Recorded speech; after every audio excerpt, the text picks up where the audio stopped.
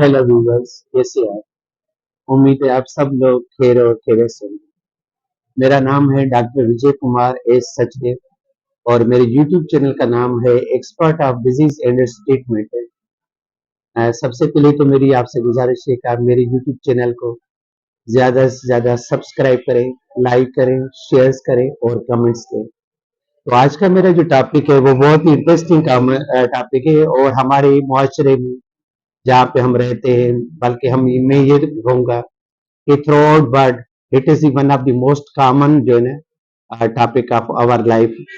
इसमें क्या होता है कि पेशेंट जो होता है वो हमारे पास आता है पेस्टिसाइड्स या कीड़े मार या चूहे मार पी के हमारे पास आता है। यानी उनके जो अटेंडेंस होते हैं वो बताते हैं कि इसमें जो है जुए या जो है ना चूहे मार या कोई कीड़े मार दवाई इसने पी ली है, जाने में या अनजाने में दोनों वजह से वो पी सकता है, तो उसके साथ हमारे पास आता है।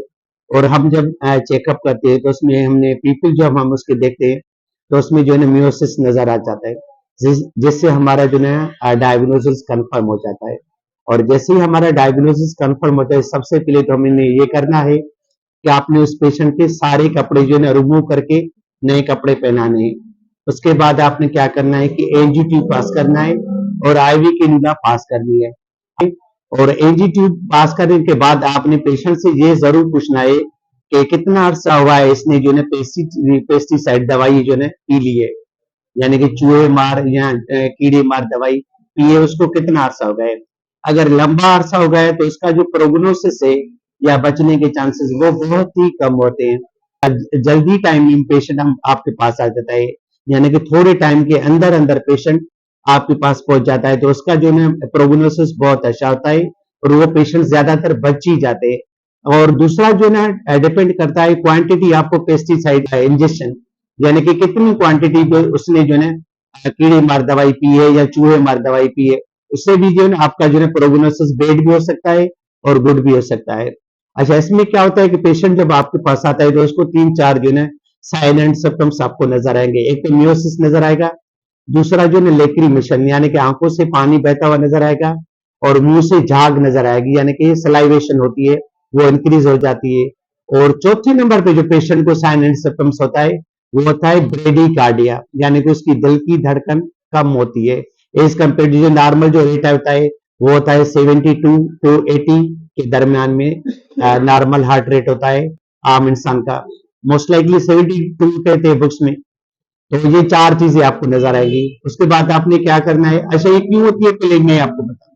इसमें क्या होता है कि ये जो चूहे मार दवाई है इसकी वजह से हमारे जिस्म में या हमारे सेंट्रल नर्वस सिस्टम में एसिटाइल कोलिन स्टरेज एंजाइम जो है वो इनहिबिट हो जाता है।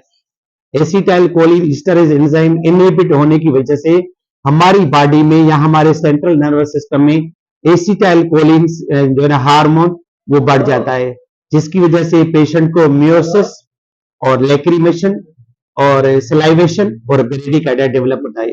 तो हमारा जो एम होना चाहिए वो ये होना चाहिए कि जल्दी से जल्दी पेशेंट को जो है ना एनजी ट्यूब के थ्रू जो है उसका स्टमक वॉश करें और कम से कम 4 या 5 मरतबा जो है आपने उसका स्टमक वॉश करना है विथ नॉर्मल सलाइन। उसके बाद आपने क्या करना है कि स्टमक वॉश के दौरान ही आपने इंजेक्शन एट्रोपिन आती है, इंजेक्शन एट्रोपिन आती है वो 1 मिलीग्राम में भी आती है, 2 मिलीग्राम में भी आती है। तो आप जितना डोज चाहें ले सकते हैं, मगर हम ज्यादातर जो 1 मिलीग्राम ही लेते हैं। आपने injection atropine 1 milligram IV every 15 minutes के बाद देनी है।